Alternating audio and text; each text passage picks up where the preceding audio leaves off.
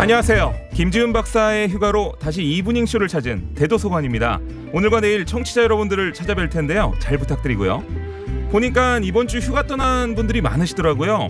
그런데 주말 사이 중부지방은 많은 비가 쏟아져 피해가 상당했는데 남부지방은 찜통더위였다고 해요. 수시로 내가 있는 곳의 날씨 체크해서 휴가 간 분들은 안전한 여름 휴가 보내시고요. 지하철 버스 타고 출퇴근하시는 분들도 기상정보 잘 챙기시기 바랍니다. 혹시 지금 검색하시는 분 계시나요? 찾아볼 필요 없이 이브닝쇼가 바로 알려드립니다. 그리고 저희가 거의 준특방으로 정보를 준비했습니다. 귀 기울여 주시고요. 지나는 길 제보로 TBS로 해주시길 바랍니다. 제보하실 곳은 TBS 앱 또는 50원 유료 문자 샵 0951입니다. 잠시만요.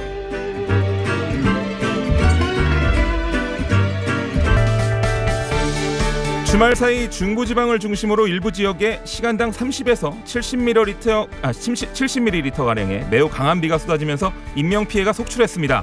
여기에 제4호 태풍인 하구피까지 북상하고 있어 추가 피해가 발생하는 것은 아닌지 걱정하는 분들이 많은데요. 과연 비는 언제쯤 그칠지, 장마는 왜 이렇게 길게 이어지고 있는 것인지 방기성 K웨더 예보센터장을 연결해서 자세한 이야기 들어보도록 하겠습니다. 센터장님 안녕하세요. 네, 안녕하세요. 네, 비가 해도 너무 많이 오는 것 같아요. 그 일기예보만 보면 이번 주 내내 비 소식이던데 대체 언제까지 오는 겁니까? 일단 지금 장기예보에 의하면은 다음 주 목요일까지죠. 네. 13일까지 비가 계속 이어질 것을 현재까지는 예상을 하고 있습니다. 아, 그렇군요. 내일까지 중부지방에 최대 300ml가 넘는 비가 내린다는 얘기도 있던데요. 아, 네, 그렇습니다.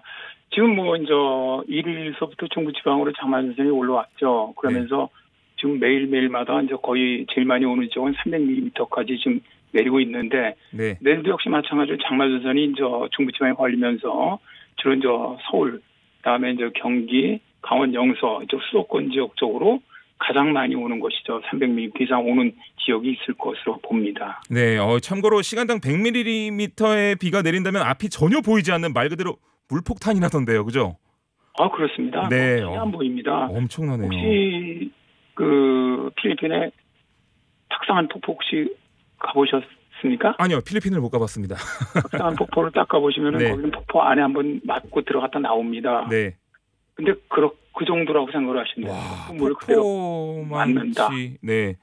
와, 이번에는 근데 유독 밤에 폭우가 내리는 것 같은데 특별한 이유가 있습니까? 일단 이제 이게 야행성 장마라고 우리가 얘기를 하죠. 네. 이제 그러니까 장마 이 전선에다가 이제 스키를 공급하는 것은 저 바다 쪽에서 남서기를 타고 들어옵니다. 네. 근데 아시겠지만 육지는 저 낮에는 기온이 높지만 밤에는 급격히 냉각이 되거든요. 예. 근데 바다는 밤이나 낮이나 거의 이 기온 차이가 없어요. 그러니까 상대적으로 밤에는 바다 쪽에 이 공기가 더 따뜻합니다. 네. 그러니까 이 따뜻한 공기가 밤에 이제 특히 기온 차이가 가장 큰 새벽 정도에 육지 쪽으로 들어오게 되면은 북쪽에는 찬 공기와 굉장히 기온 차이가 커지거든요. 예. 그렇게 되면 국지적으로 상당히 그 거대한 정난을 갖다 만들어내게 되기 때문에 실제로 이제 새벽에 많은 비가 내리게 되는 것이죠. 아, 그렇군요. 그런데 주말 사이에 중부지방은 집중호우로 인해서 인명피해까지 발생한 반면 그 남부지방은 폭염경보가 내려지는 등 무더위가 이어졌잖아요. 그 우리나라가 넓은 영토도 아닌데 이렇게 날씨가 극과 극의 차이를 보이는 이유가 도대체 어디 있는 겁니까? 일단 그 장마전선 남쪽 장마전선은 저 찬 공기와 따뜻한 공기 사이에 장마전선이 만들어지는 것이고요. 네. 그러니까 이 밑에 있는 따뜻한 공기를 북태평양 고기압이라고 부르죠. 그러니까 이제 북태평양 고기압이 밀어 올려서 북한까지 가면 끝나는데 현재는 북한까지 못 밀어 올리고 중부지방에 걸려 있는 거거든요. 그러니까 자 이제 남부 쪽은 이미 이제 장마가 끝난 거예요. 예. 장마전선이 이제 중부지방으로 올라왔기 때문에 그러니까 중부는 장마의 영향을 받으니까 비가 매일 오고 그러지만 남부는 장마가 끝났으니까 완전히 엄청난 더운 폭염이 발생하는 것이죠. 아, 그렇군요. 그 이번 폭우의 원인으로 시베리아의 이상고온 현상을 꼽던데요. 구체적으로 어떤 건지 약간 설명을 좀 해주시겠어요? 시베리아의 그 이상고온 현상이 굉장히 심각했습니다. 네, 산불도 났다고 하던데요. 네? 산불도 났다고 하더라고요. 산불도 엄청나죠. 지금 작년보다 더 산불이 심하거든요. 이게 고온 현상이다 보니까 이 문제는 뭐냐면 이 시베리아 지역이 상당히 고온 현상을 갖다 보이다 보니까 이게 보통이 아니고 굉장히 이례적입니다. 네. 그러다 보니까 이게 북반구의 기압계를 많이 흔들어 놨어요. 근데 우리나라 쪽은 굉장히 차가운 공기가 내려온 거예요. 이게 그런 것들이 참 올해 장마에 많은 영향을 주고 있는 것이죠. 그러네요. 이 엎친 데 덮친 격이라고 해야 되는 건지 그 태풍 하구피까지 북상하고 있잖아요. 이게 어떤 경로로 좀 이동을 할까요? 우리나라를 통과할까요?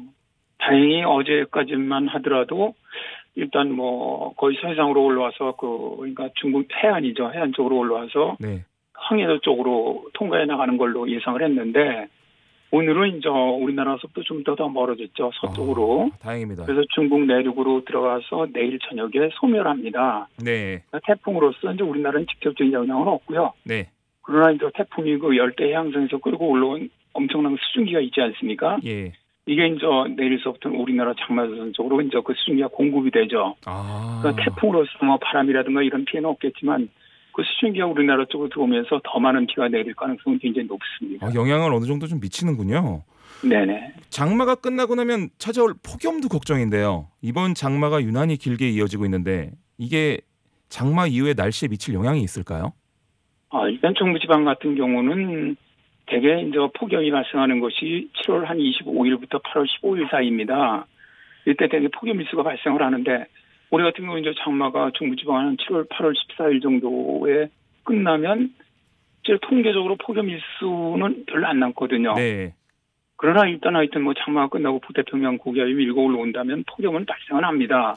근데 이제 문제는 폭염 일수거든요. 폭염 일수가 얼마가 되겠느냐는데 네.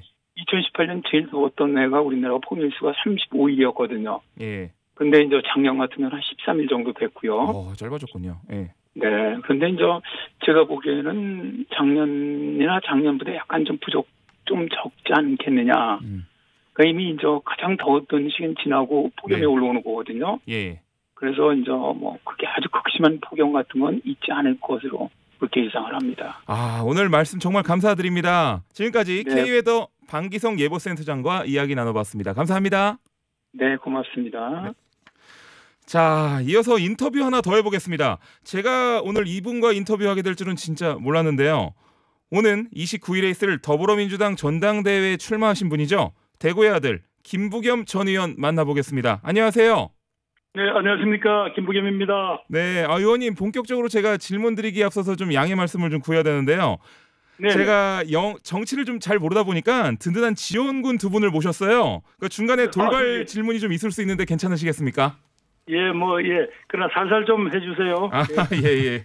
고맙습니다. 오마이뉴스 박종호 기자 그리고 정상근 기자 인사 나누시죠. 네, 안녕하십니까 의원님. 안녕하십니까 의원님. 반갑습니다. 네, 반갑습니다.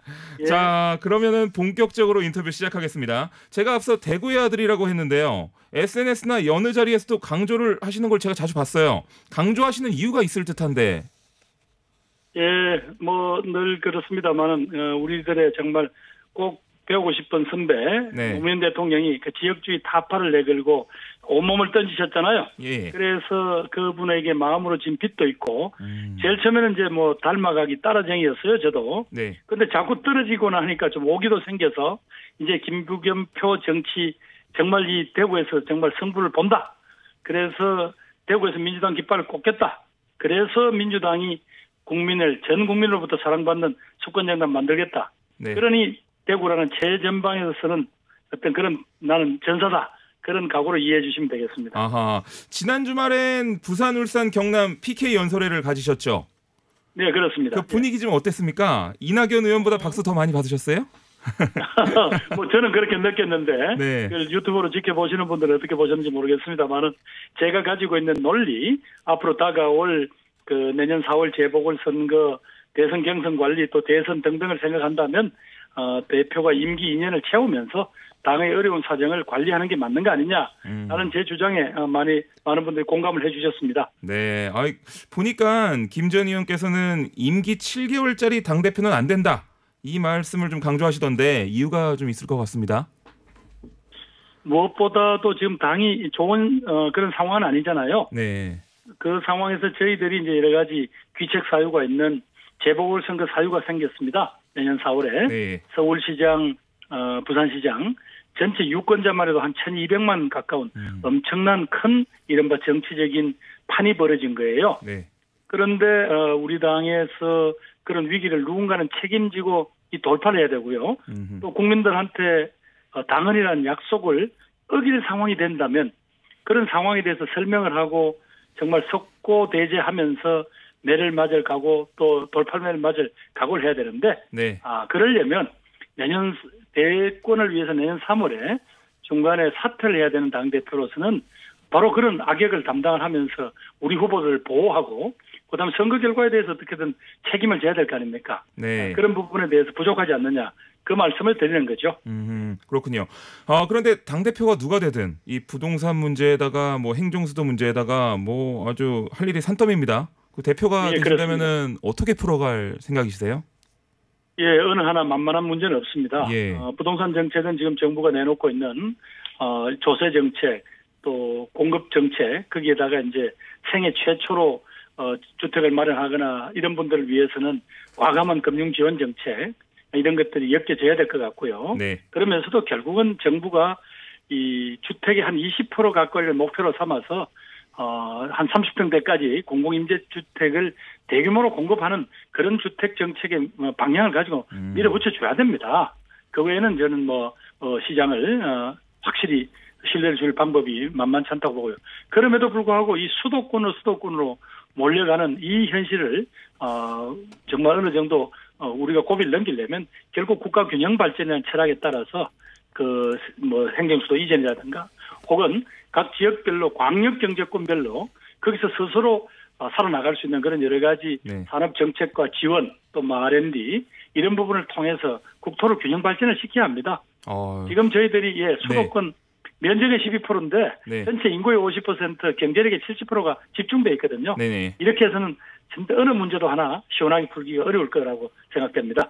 굉장히 하실 말씀이 많은 것 같은데요. 네, 의원님 오마이뉴스 박정호 기자입니다. 네, 박 기자님. 네. 그런데 부동산 때문인지는 모르겠지만 서울 지역에서 통합당이 뒤지는 여론조사가 나오더라고요. 예, 이런 상황 좀 여러 가지 예. 어떻게 보고 계시고 또 어떤 해법을 가지고 계신지 이게 좀 궁금합니다. 예, 우선은 이제 국민들의 싸늘한 그런 어떤 여론이라는 거 저희들이 잘 알고 있습니다.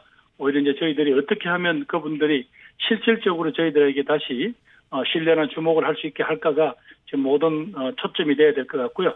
그중에 방금 말씀하신 어떤 부동산의 안정 내지는 장기적으로 이 부동산을 통한 불로소득은 더 이상 통하지 않는다라는 그런 믿음 이런 것들이 이제 결부가 돼야 될 것 같고 그리고 내 집 마련을 하려고 하는 꿈 자체는 반드시 정부가 어떤 형태의 금융 지원 등을 통해서라도 적어도 생애 최초로 그런 것들은 보호해 주겠다. 그리고 정말 부동산이 아니라 주거로서 하시겠다는 분들을 위한 여러 가지 정부가 공급을 하겠다 이런 믿음을 줘야 되겠죠. 네. 그래서 국민들이 우리 정부 정책에 믿음을 갖게 하는 게 우선 제일 급한 일이라고 생각합니다. 맞습니다. 네. 의원님 이게 너무 하실 말씀 많은 것 같은데 조금만 짧게 해주시면 저희가 너무 감사드리겠습니다. 네, 알겠습니다. 너무 길어.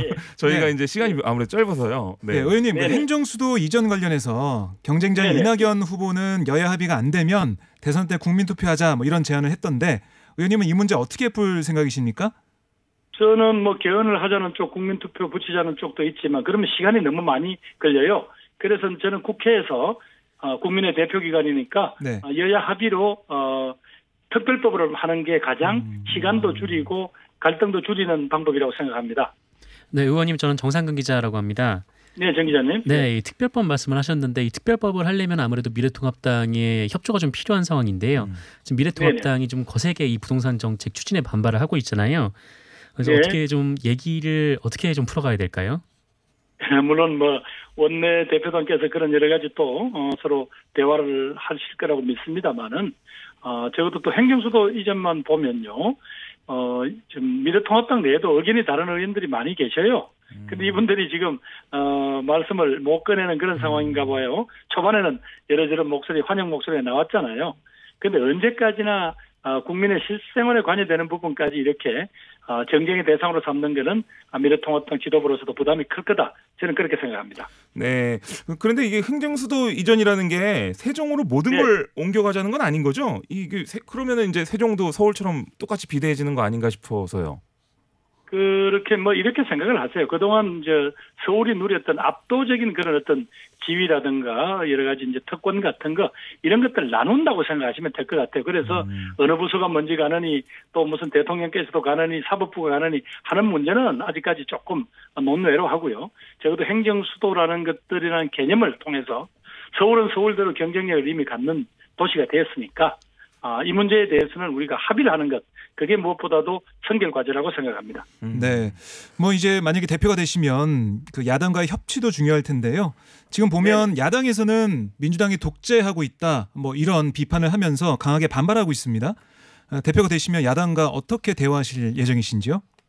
죄송한 이야기입니다만 그분들이 독재라는 것에 대해서 어떤 경험을 하셨는지 모르겠네요. 정말 독재에 대해서 제안한다는 것은 목숨을 걸고 하는 일입니다. 그렇게 지금 대통령도 마음대로 비판하고 이렇게 하면서 독재라고 이야기하는 건 조금 말이 되지 않는 것 같고요. 다만 그럼에도 국회가 20대에서 그렇게 안 되던 게 21대 들어오면서 일단 국민들이 다수파와 소수표를 명확하게 구분해 주셨어요. 그렇다면 서로 현실을 국민들의 그런 선택을 존중하면서 각자 위치에서 협상할 것은 협상하고 타협할 건 타협하되 서로 간에 마지막 단계에서는 각자 말하자면 결론을 내렸으면 그렇게 서로 역할들을 명확하게 이제는 인식을 한 가운데서 뭐 협치도 가능하다. 저는 그렇게 생각하고요. 이 문제에서는 아무래도 원내대표단이 제일 상황을 잘 알지 않겠습니까? 그 정도 말씀드리겠습니다. 네, 그 청취자 질문이 좀 들어왔는데요. 좀 민감한 질문일 수도 있는데 당 대표가 되시면 서울시장, 부산시장 후보 내실 거냐 이렇게 물으시네요. 예, 뭐 제가 네. 말씀드렸습니다만은 선거라는 거는 그 시대에 이제 민심을 정확하게 읽어야 되는데 네. 그 국민들의 마음을 정확하게 읽는 것은 결국은 우리 해당 당원들일 겁니다. 뭐 그때 가서 한국 정치 풍토를 한번 바꾸자. 이번에 당신도 후보 내지 마. 이런 여론이 또 압도할 수도 있죠. 그러나 네. 지금 보아서 우리 당원들의 상태로 봐서는 저희들이 후보를 내고 또 국민들에게 용서를 구하고 또 돌팔매를 맞더라도 또 당당하게 거기에 따른 심판을 받는 것이 아마 책임지는 공당의 자세다. 결론은 이렇게 날 가능성이 큰 것 같습니다. 네. 저는 후보를 낼 수밖에 없는 상황이 온다면 거기에 대해서 국민들에 대해 사과하고 석고대죄하고 그리고 후보를 보호하기 위한 여러 가지 악역을 담당하는 그런 역할을 하는 당대표가 되겠습니다. 네, 뭐 이 4월 재보선도 있지만 당대표가 되시면은 이제 대선이 눈앞에 다가옵니다. 네, 현재 그렇죠. 여론조사 11개월 후에 있습니다. 그렇습니다. 현재 여론조사를 보면 1, 2를 달리고 있는 이낙연 의원, 이재명 경기지사 뭐 어떻게 좀 평가하고 계신지 이게 좀 궁금하네요. 제가 뭐 평가할 수 있는 처지는 아니고요. 네. 네. 두 분 다 각자가 가지고 있는 장점 때문에 그만큼 국민들의 높은 기대를 갖고 있는 이만큼 두 분 다 정말 주변에서 더 역량을 강화하시고 해서 국민들의 어떤 희망이 되셨으면 좋겠다 그런 생각을 합니다. 네, 이 전당대회 룰을 좀 보니까요. 당원은 아닌데 저 같은 일반 국민들도 여론조사 대상이 될 수 있다고 하더라고요. 신기한데요. 내가 이낙연 의원, 박주민 의원보다 낫다. 이렇게 마지막으로 강력하게 어필할 수 있는 시간 저희가 좀 드리겠습니다. 저 김부겸은 그래도 민주당의 주요한 가치인 민주화라는 측면에서는 저는 지금까지 떳떳한 삶을 살아왔다고 생각합니다. 박정희, 전두환, 노태우 정권에 거쳐서 3번 감옥을 다녀올 만큼 열심히 살았습니다. 또 노무현 대통령의 꿈, 전국에서 골고루 사랑받는 민주당을 만들겠다는 그 꿈, 제가 그래도 온몸을 던져서는 못해왔지만 그래도 여기까지 버텨왔습니다.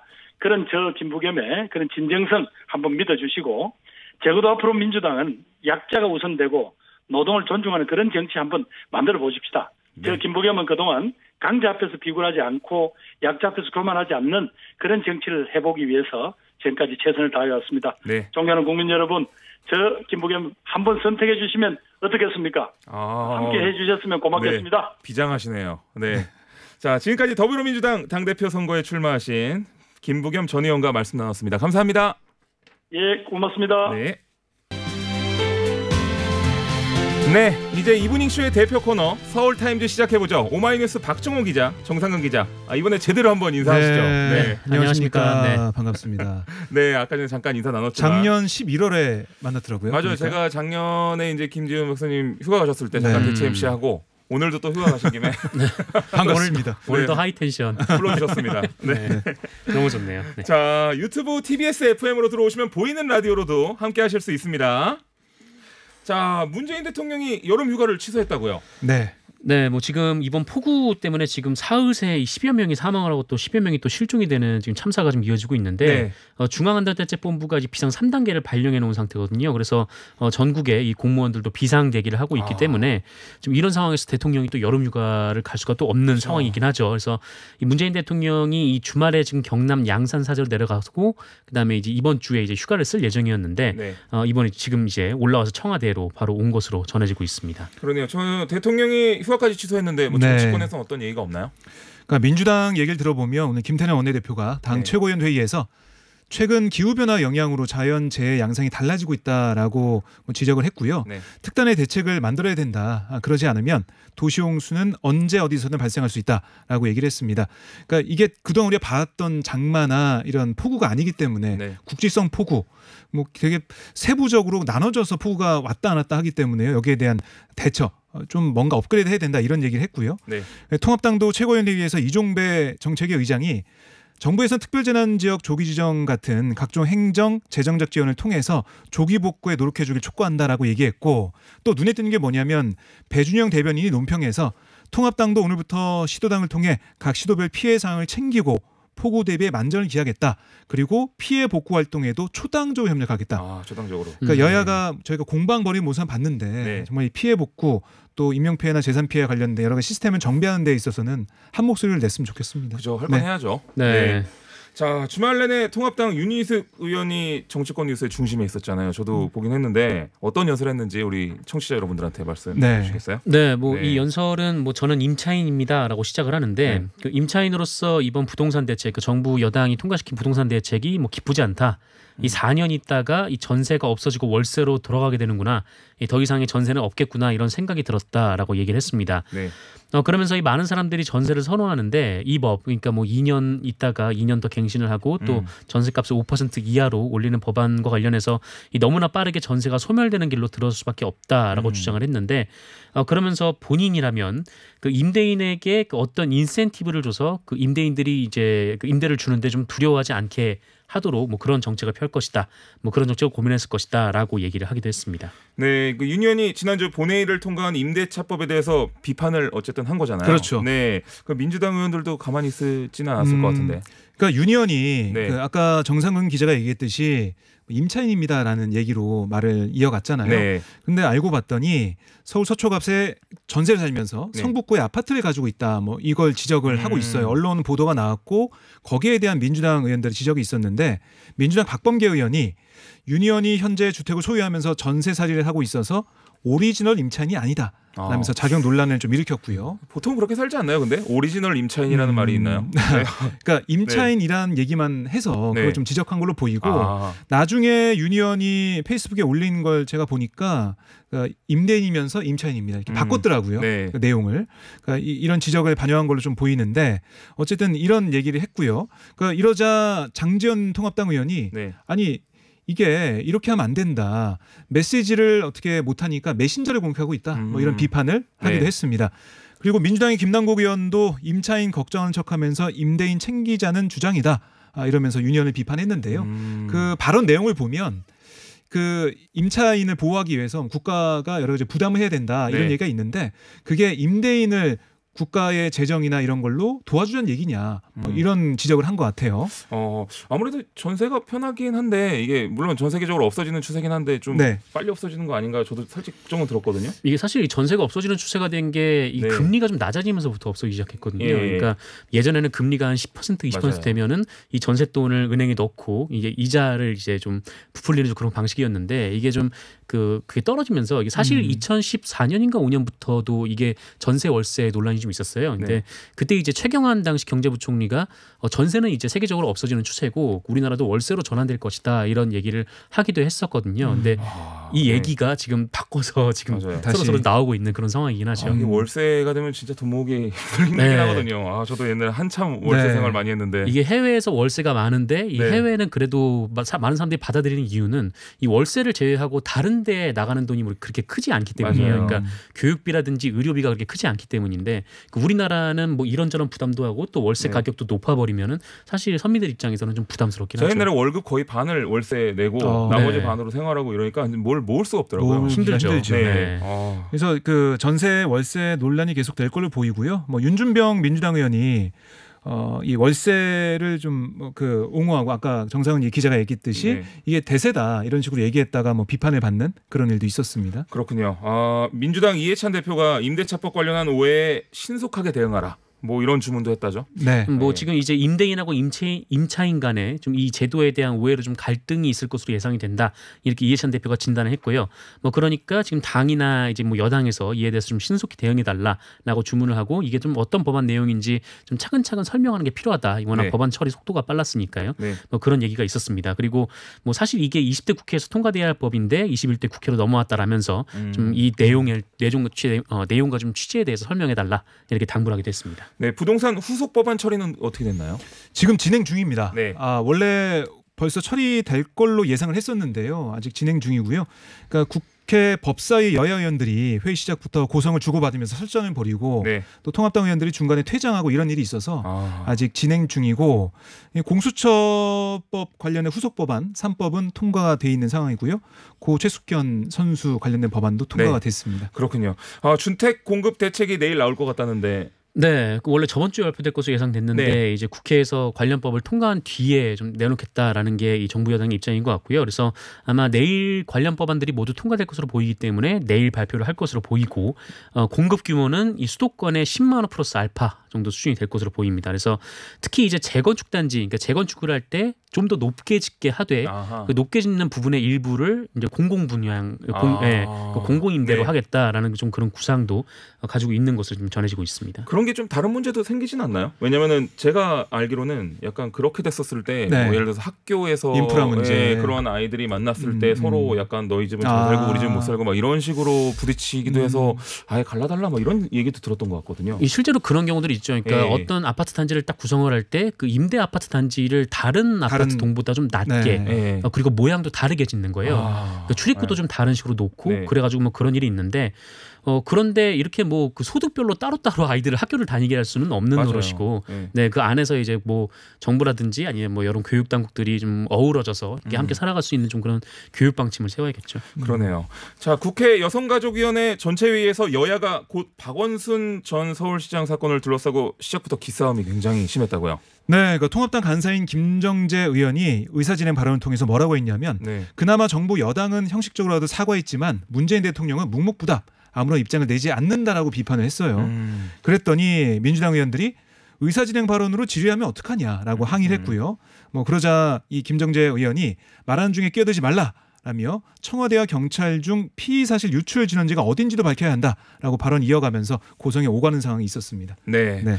통합당에서 자체적으로 박 시장 사건 TF를 꾸렸다면서요. 네. 그 범죄 심리학자 이수정 교수의 합류를 놓고선 여당 지지자들이 화가 많이 났다는데 그 이유가 뭔가요? 그러니까 지난달 미래통합당에서 성폭력 대책 특위를 발족하고 이수정 교수를 이제 위원으로 위촉을 했는데 이걸 두고 이제 그 여당을 지지하시는 분들 일부가 지금 비판을 하고 있는 거죠. 그러니까 이 박원순 전 서울시장 관련 사건을 두고 이 피해자 측 주장에 의혹을 제기하는 부분에 대해서 그 이수정 교수가 비판을 좀 많이 했었는데 그것이 결국 미래통합당으로 가기 위해서였던 거 아니냐. 한마디로 이제 정치적 의도가 있었던 거 아니냐. 좀 이런 주장입니다. 아하. 근데 뭐 이수정 교수는 뭐 언론 인터뷰를 통해서 뭐 정치할 생각은 전혀 없고 뭐 성폭력 문제가 심각한데 뭐 도움이 되면 어디라도 간다라는 얘기를 했고요. 실제로 이수정 교수는 뭐 민주당에서도 관련 활동을 했었고 뭐 정의당에서도 활동을 했었고 좀 그런 면이 있습니다. 네. 경찰이 현재 서울시의 성추행 의혹 묵인 방조 의혹과 관련해서 수사 중이잖아요. 네, 그렇습니다. 지금 피해자와 대질 신문을 검토한다는 얘기가 있더라고요. 네, 양측의 주장이 다르기 때문인데요. 서울신문 보도를 보면 전현직 서울시 비서실 관계자들은 최근 경찰의 참고인으로 출석해서 피해자 A씨가 부서 변경을 요청한 기억이 없다라고 얘기를 했습니다. 그리고 A씨에게 비서실에 오래 근무하는 것은 경력관리에 불리하니까 인사이동을 먼저 권유했다 이런 취지의 진술을 했다고 해요. 네. 그런데 2018년 말부터 A씨의 인사이동 필요성을 박 전 시장에게 수차례 보고했다 뭐 이런 것도 참고인 측의 주장인데요. 하지만 피해자 측 입장과 정면으로 배치가 됩니다. A씨 측은 지난 13일 이후 두 차례 기자회견을 통해서 4년간 20여 명의 전현직 비서관 등에게 성고충과 전보 요청을 말했고 2016년 1월부터 매 반기별 인사이동을 요청했다. 하지만 번번이 좌절됐다라고 밝혔거든요. 그러니까 이렇게 양측의 주장이 크게 엇갈려서요. 경찰은 핵심 참고인 상대로 거짓말 탐지기 수사 그리고 피해자 참고인들을 대질 신문하는 그런 것도 검토하고 있습니다. 네, 지금까지 정상근 기자 그리고 오마이뉴스 박정호 기자였습니다. 두 분 오늘 인터뷰부터 시작해가지고 서울타임즈까지 정말 감사합니다. 고맙습니다. 네. 자, 저는 스페셜 DJ 대도서관입니다. 유튜브로 많은 분들이 문자 보내주고 계신데요. 대하 대도서관 하이라는 뜻입니다. 유튜브 TBS FM으로 들어오시면 보이는 라디오로도 함께 하실 수 있습니다. 자투리 뉴스까지 전달하는 뉴스 더 있습니다. 방송인 박철민 씨와 함께합니다. 어서 오세요. 안녕하세요, 박철민입니다. 네, 반갑습니다. 지금 인명 피해 상황이 굉장히 궁금해요. 지금 너무 폭우들이 많이 내려서. 네, 중부지방을 중심으로 계속되는 집중호우 때문에 인명 피해도 속출하고 있습니다. 지금 정부가 공식 확인한 사망자 지금까지 9명이고요. 실종자는 13명입니다. 경기 평택의 한 공장에서는 토사가 밀려 내려오면서 작업 중이던 근로자 3명이 사망하고 1명이 중상을 입었고요. 가평 펜션에서도 어린이를 포함해 4명이 매몰돼 시신 4구가 발견됐습니다. 또 오늘 오전 가평군 대성리에서 70대 남성의 급류에 휘말려 실종됐다는 신고가 접수돼 당국이 수색을 벌이고 있습니다. 정말 안타깝네요. 네. 지역 피해 상황도 좀 알려주시겠어요? 네, 먼저 충북입니다. 산사태 등으로 4명이 숨지고 8명이 급류에 휩쓸려 실종됐습니다. 충주에서 산사태로 2명이 숨졌고요. 제천의 한 캠핑장에서도 산사태가 일어나 1명이 사망했습니다. 또 음성에서는 급류에 휘말린 50대가 실종된 뒤에 숨진 채 발견됐고요.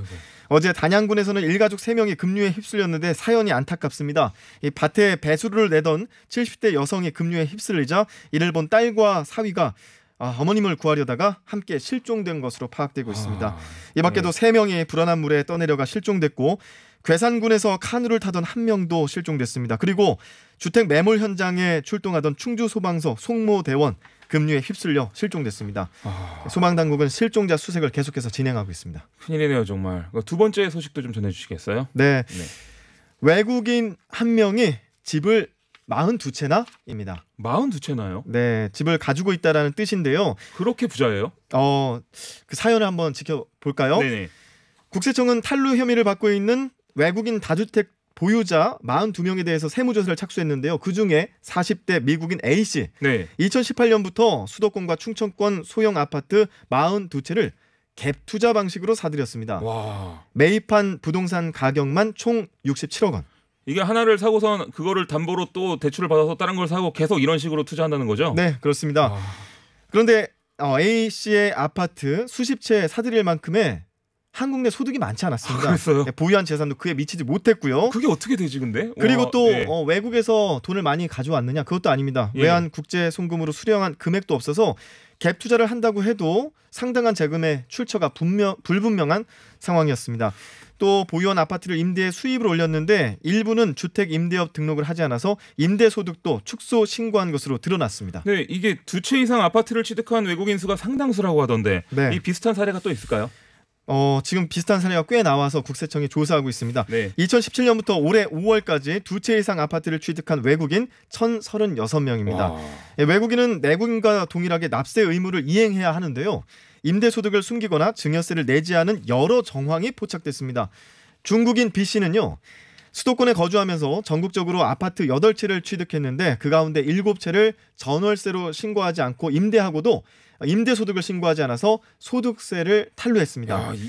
이게 된다는 게 더 신기하네요. 이걸 어떻게 안 내고선 그러니까요. 네. 자, 역시 한국 내 소득이나 재산이 없었고요. 재산도 중국으로부터 수억 원을 송금받았지만 8채를 사기에는 턱없이 부족한 금액이었다고 합니다. 네. 이게 말이 되나요? 이게 진짜 신기하네요. 또 다른 사례가 있나요? 그렇습니다. 그 외국인이 월세 세액공제 대상이 아닌 것을 이용해서 소득을 숨긴 외국인 고소득자도 덜미를 잡혔는데요.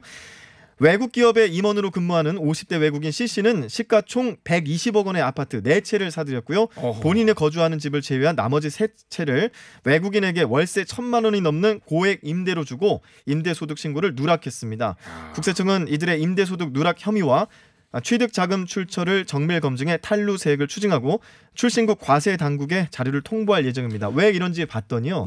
외국인은 세대주로 등록하기 할 수가 없습니다. 그래서 네. 월세에 대한 임대소득을 증빙할 자료가 마땅치 않아서 이렇게 계속 탈루한 것으로 드러났습니다. 아니 이게 뭔가 법을 개정하든지 뭔가를 해서 네. 좀 이게 가능하게 해야겠네요. 네, 그렇습니다. 와, 신기하네요, 진짜. 세 번째 소식도 전해주시죠. 네, 여행 가방에 친구를 버린 남성 2명 자수입니다. 아, 네, 또래 친구를 살해한 뒤에 여행용 가방에 넣어 인천 무의도에 유기한 혐의로 20대 남성 2명이 경찰에 자수했습니다. 인천 중부경찰서는 살인, 사체 유기 혐의로 20대 남성 2명을 체포했다고 밝혔습니다. 경찰은 지난달 31일 신고를 받고 출동해 A씨의 시신이 담긴 가방을 발견했습니다. 네. 경찰은 수사에 착수했고 주변 인물들을 조사하던 중 연락이 닿지 않고 소재도 파악되지 않는 등 행적이 의심스러운 A씨 등 2명을 용의자로 특정했습니다. 하지만 A씨 등은 어제 오후 8시 30분쯤 서울 마포경찰서에 자진 출석하고 결국 체포됐습니다. 이들은 서울에 거주하고 있었고요. 구체적인 범행 장소와 경위는 아직 밝혀지지 않았습니다. 야, 이게 자수했다고 저기 한 게 아니라 쫓기다가 네, 이제 쫓긴다는 얘기를 들으니까 이제 슬슬 자수했군요. 네, 그렇습니다. 소재 파악을 하던 경찰의 소식을 듣고 자수한 네. 것으로 보입니다. 아이고. 자, 마지막 소식 전해주시죠. 네, 이번엔 카페에서 집단 감염 발생입니다. 카페에서요. 네. 네. 저번 주에 홍천 캠핑장에서 집단 감염이 발생했다는 소식 전해드렸는데요. 네. 이번엔 서울 강남구 커피 전문점, 제가 상호를 밝히겠습니다. 네. 할리스 커피 선릉역점인데요. 어. 서초구의 또 음식점, 네. 여기는 양재 보쌈 전문점인데 아. 각각 5명씩 확진자가 나타나면서 또 다른 집단 감염이 발생했습니다. 두 곳의 연관성이 있는데요. 강남구 커피 전문점의 첫 확진자가 양재동 식당을 찾으면서 감염이 확산한 것으로 방역 당국은 파악하고 있습니다. 아, 아까 홍천 캠핑장에 갔던 분이 네. 이 서울 강남에 오셔서 커피숍을 갔군요. 그렇습니다. 네, 아, 이거 여기 가셨던 분들 빨리 좀 검사를 좀 받으셔야 될 것 같습니다. 네, 그렇습니다. 이게 방역 당국이요. 역학조사 결과 홍천 캠핑장 관련 확진자가 가장 빨리 증상이 나타났는데 이분이 지금 말씀하신 것처럼 커피 전문점에 들렀다가 그 옆자리에 있는 분이 감염이 되신 거예요. 네. 이분이 다른 분들을 또 전파시킨 거고요. 아, 네, 야, 이게 진짜 큰일이네요. 이게 점점 없어질 기미를 안 보이네요. 네, 그렇습니다. 증상 발현 나흘 전에 해당 커피 전문점을 방문했는데 이 두 사례의 확진자들이 서로 접촉한 사실이 있는지 또 접촉으로 인해서 계속해서 확진자가 늘어날 가능성이 있기 때문에 역학조사를 또 최대한 할 거라고 생각이 들고요. 네. 처음에 이게 지역 발생으로 됐던 것이 처음 그 홍천에서 발생한 것으로 파악되지 않아서 최초에서는 이 커피 전문점의 발생이 깜깜이 지역 발생이다 이런 수식어가 붙기도 했었습니다. 왜 감염됐는지 도저히 모르겠으니까. 네, 그런데 지금까지 이제 홍천 캠핑장 확진자로 또 확인이 되면서 이 관련 캠핑장 누적 확진자는 10명으로 늘었습니다. 네, 지금까지 뉴스 더 있습니다. 박철민 씨와 함께했습니다. 고맙습니다. 고맙습니다. 네. 자, 스페셜 DJ 대도서관과 함께하고 있는 이브닝 쇼.